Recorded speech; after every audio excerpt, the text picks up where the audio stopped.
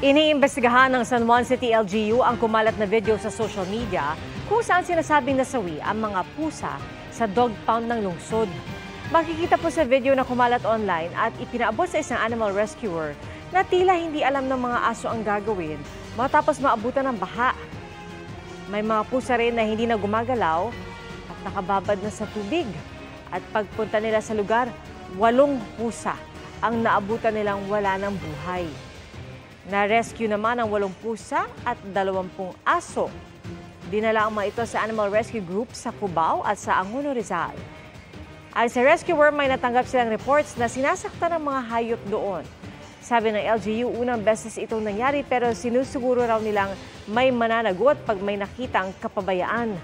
At sa Philippine Animal Welfare Society o PAWS, dapat tinatanggal sa pagkakatali ang mga hayop kapag bumabagyo o bumabaha. Umiiyak kami habang nagre-rescue kami. Iyak kami ng iyak, ang daming patay na pusa na lumulutang. Merong pusa doon na kahit lunod na siya, try niya i-survive yung sarili niya, critical na siya, nagbibigay pa kami ng first aid agad, nag-try kami ng manual CPR sa kanila. Ang city legal po ay nagkakandak ng isang malawakan at komprehensibong investigasyon patungkol po sa nangyari sa ating San Juan Dog Compound po. Hopefully sana hindi ito ay just an isolations, but we will try to investigate. Mga kapuso, patuloy na tumutok sa mga balita. Mag-subscribe sa GMA Integrated News sa YouTube.